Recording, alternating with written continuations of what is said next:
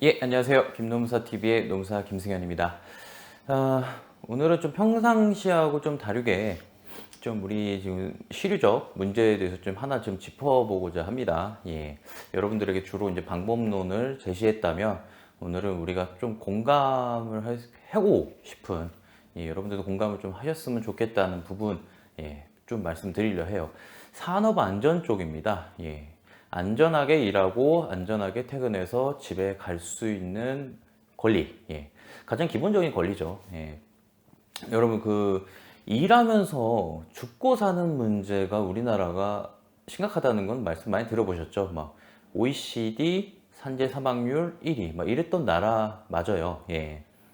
어, 이 문제가 근데 요즘 왜 다시 좀 화두로 떠오르고 있습니다. 예, 정확히 말하면 수년마다 반복해서 화두로 떠오르고 있고, 어, 정확히 말씀드리면 매일, 매달마다 발생하는, 예, 중대 재해가 발생하는 문제에 대해서 말씀드리고 싶은 거예요. 예. 기억나시죠? 얼마 전에 다시 이천 물류 화재 창고 사건 있었잖아요. 좀 연령이 저희 또래 분들은 기억나실 거예요. 2008년에도 무려 40분이 돌아가시는, 예, 재해가 발생했습니다. 예, 엄청난 재해죠. 예.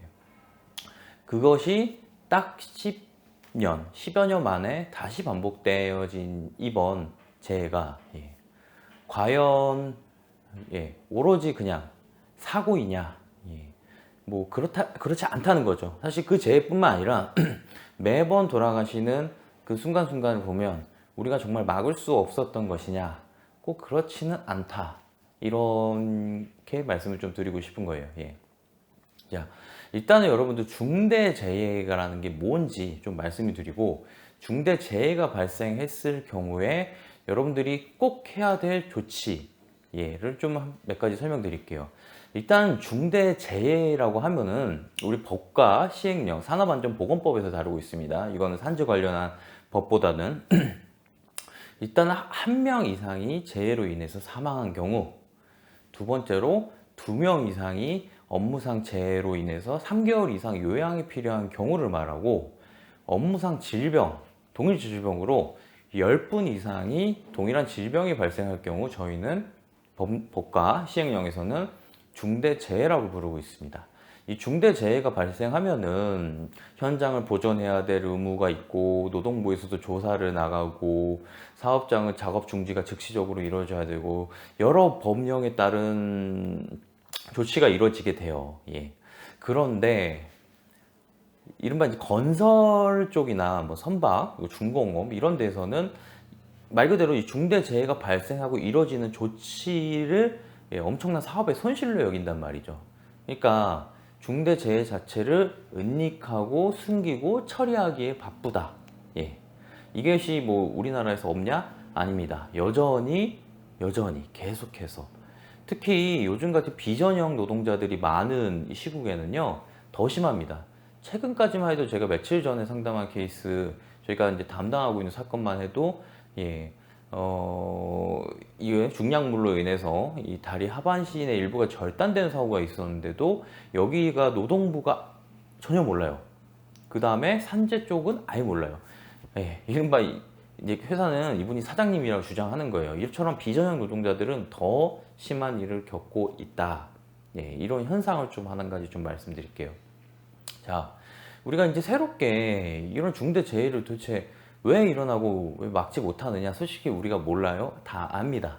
이미 2005년 그 전부터 논의되어져 있고 여러 법안이 논의가 됐어요. 근데 여태까지 입법된 법이 그나마 비슷한 게 이제 고 김영균 선생님의 그 김영균법이라 해서 이제 작년에 산업안전보건법이 이제 전면 개정되면서 그 정도. 예. 자, 이 작년에 개정된 법이 뭐냐? 위험한 일은 그 위험한 일을 하는 그 회사가 해라. 그러니까 위험의 외주화를 금지시키는 것이 일부가 들어갔었고, 도급을 주는 원청 사업자들이, 예, 그 안전 의무가 어디까지인가? 안전 의무, 그러니까 자기가 사업장의 안전을 관리해야 될 의무에 대해서 어느 정도 책임을 부과한 정도였어요. 그런데 우리가 이 법만으로 되었느냐? 예, 결국 이천에서 동일한 사건이 또 발생했잖아요. 예.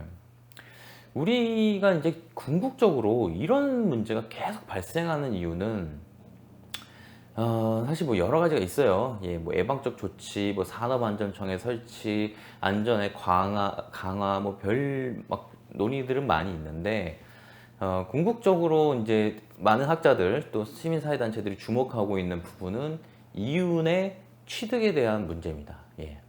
자, 기업은 어때요? 이윤을 추구해요. 그 이윤을 추구할 수 있다면은 기업은 법에서 제재하지 않는 이상 도덕적이기 기대하기가 상당히 어렵습니다. 예. 스스로 도덕적인 회사가 되라. 예. 이거 참 기대하기 어려운 게 우리 현실적 일이죠. 예. 그렇다 보니까 우리 법에서 제재하거나 징벌적, 응징적 처분을 하지 않게 되면은 기업은 어때요? 그대로 돌아간단 말이죠. 여기서 이제 무서운 게 이거예요. 예. 이윤을 취득하는 방법으로서 산업안전 규정을 다 지키고 재규정을 지키고 사람을 먼저 우선시하는 정책을 도입하고 생산을 도입하고 뭐 예컨대 뭐 선박업이나 뭐 중공업 건설 이런 데는 작업 단 하루만 멈춰도 뭐 수십억의 손해가 난다 그래요. 예. 사람 하나 때문에. 예.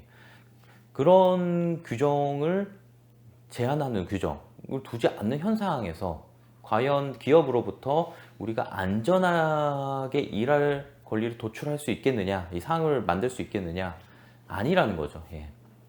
자, 먼저 지금 현재 가장 문제가 사람이 중대재해가 발생해서 사람이 죽어도 거기에 대한 마땅한 이윤의 흐름에 따라 책임을 지지 않아요. 무슨 얘기냐?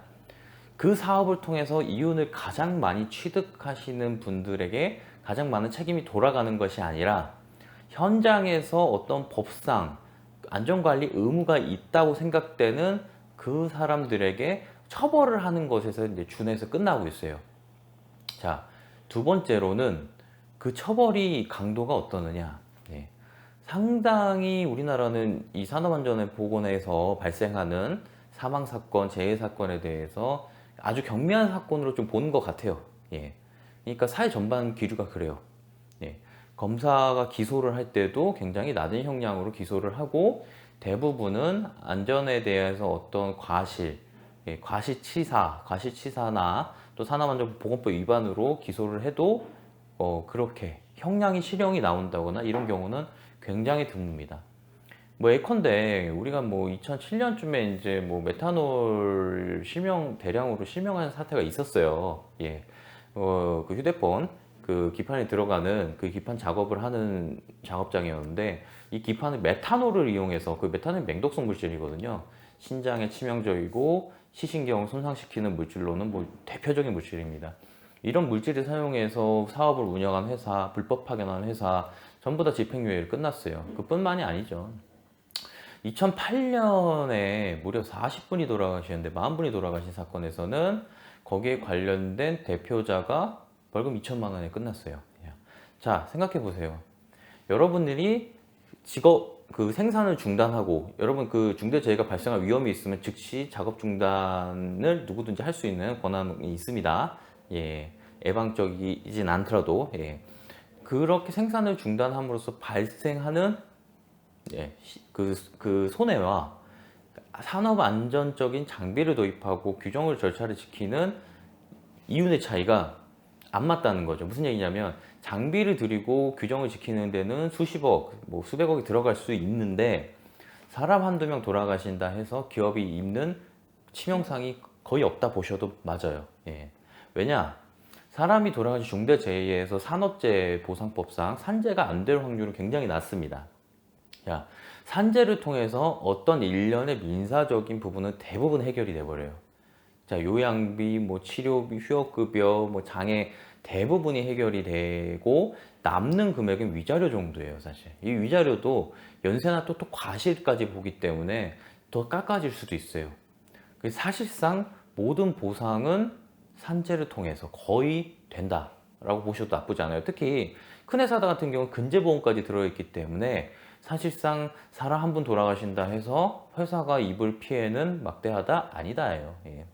자, 회사는 입는 피해는 경미한데 어때요? 책임을 져야 될 거는 그러니까 또 작아요. 예. 그러니까 거기다가 형사처벌도 미미해요. 제가 사업주 오너예요. 이게 계산기 두드려 보면 나오잖아요. 이걸 장비를 갖추고 시설을 갖추고 규정을 지켜가면서 누가 이렇게 일을 하겠습니까? 안 한다는 거죠. 이렇게. 예. 이거는 되게 당연한 순리고 당연한, 어떻게 보면은 그냥 인류 보편적인 상식일 수도 있어요. 그래서 우리가 이제 법을 새롭게 다시 논의하고 시작했습니다. 2017년 전에도 뭐 기업살인법이라 해가지고 기업의 자체에 대해서 법인한테 아주 막중한 뭐 벌금형을 내리고, 또는 기업 오너에 대해서도 책임을 묻고 기업에서 CEO에 대해서 책임을 묻고, 이런 방안이 추진 중이었던 입법안이 굉장히 많이 됐어요. 2017년에 아마 고 노회찬 의원 입법 발의안도 있었고요. 근데 여태까지 되느냐? 논의만 될 뿐이지 전혀 입법되어진 것이 사실상 없습니다. 그래서 다시 한번 이제 또 얘기가 나오고 있는 거예요. 이번 국회가 또 개원하고 하니까. 궁극적으로 자, 책임을 지는 게 직접 안전관리에 책임을 지는 사람을 달리 보자 이거예요. 무슨 얘기냐면 현장의 말단, 소장, 직원 이런 사람들이 궁극적 책임자라고 볼 수 있겠느냐. 우리가 그렇게 보고 수십 년을 운영해 본 결과 산업안전재해가 예방이 되느냐? 안 된다. 이거 확인했으면 이제 입법을 통해서라도 이윤의 가장 궁극적인 수익을 가져가는 기업 윗선까지 벌금 책임이나 또는 형사적 책임을 분명히 내릴 수 있도록 해야 되고, 특히 제가 조금 관심이 있어 하는 부분은 기업에 대한 벌금형입니다. 뭐 양벌제도라 그래서 이제 뭐 위헌이 많이 많았지만, 어찌됐든 사람이 죽고 증대재해가 발생했으면 적어도 그 기업에는 회생이 어려울, 또는 그에 준하는 타격은 가야지 이것이 된단 말이죠. 그러니까 사고가 발생했을 때 피해가 더 커야 당연히 사고를 예방한다 이거죠. 사실 이와 관련해서 제가 최근에 국회에서 방송을 할 일이 좀 있었어요. 여기서 이제 저희가 이제 대본과 자료를 이제 받으면서 참 의미 있는 좀 내용을 봤습니다. 우리나라랑 비슷한 법이 영국에서는 2008년에 도입됐어요. 아직 우리나라 도입이 안 됐죠. 중대재해가 발생할 경우에 처벌을 하는 법률. 이때 첫 사건에 대해서 영국 법원이 내린 판결이 되게 의미가 있습니다. 그 기업이 1년간 벌어들이는 매출의 250%를 벌금으로 때렸어요. 그러면서 이제 재판부가 내놓은 말이 있죠. 피할 수 없다. 그리고 필연적이다. 기업이 파산한다 하더라도. 의미 있죠. 사람 한 명이 그만큼 더 중요하다는 겁니다. 자, 여기부터 더 중요한 게 뭐예요? 이게 효과가 있냐 없냐가 더 중요한 거잖아요. 그 법이 시행되고 이런 판결이 영국에서 나오기 시작하자 영국에서는 10만 명당 0.7명의 중대재해로 인한 사망률이 절반으로 줄어들었다 합니다. 의미가 있다는 거죠. 결론이 나온 거죠, 사실은. 자, 우리가 이렇게 이른바 선진국, 산업안전 선진국까지는 못 따라갈지언정 적어도 거기에 대한 흉내는 내야죠. 무슨 얘기냐? 체벌할 사람도 없고 책임지는 사람도 없고, 사람은 죽으면 보상은 하면 그만이고, 사실 보상도 다른 나라에 비하면 그렇게 크지는 않습니다. 우리나라는. 이건 뭐 상식인데, 상식은 아닙니다. 다만 이거는 팁이지만, 사람의 노동 능력 상실률 100%에 대해서 위자료를 우리는 현재 이제 법원이 양형처럼 기준하는 게 1억이에요, 1억. 그러니까 이게 좀 상식적인가에 대해서 좀 고민을 다시 좀 해봐야죠. 그러니까 사람이 돌아가시면 1억부터 이렇게 깎아 내려오는 거예요. 이런 방식으로 지금 현재도 운영이 되어지고 있습니다. 자, 오늘 김농사 TV에서는 최근에 이제 입법에 대한 논의도 있고, 좀 고민도 있고, 저도 좀 문제에 대해서 좀 이렇게 들여다보고 질문도 많이 받다 보니까 이렇게 한번 좀 촬영을 해보는데요. 여태까지 된 게 없으면 바꿔야죠. 된 게 없으면 바꿔야 되고, 새로운 제도를 도입해야 되고, 그래서 지금 우리가 의미 있는 시점에 왔을 때 이거 불꽃을 쉽게 꺼트리면 안 된다. 도입까지는 가야 된다. 이렇게 좀 주장하고자 이렇게 한번 영상을 한번 보내드립니다. 이거 관련해서 궁금한 점 있으시면 저희 뭐 좋아요, 구독 누르시면서 댓글에 하나 남겨주시고 네이버 카페를 이용하셔도 좋고 좋습니다. 김농사 TV 오늘 여기까지 해서 마치겠습니다. 감사합니다.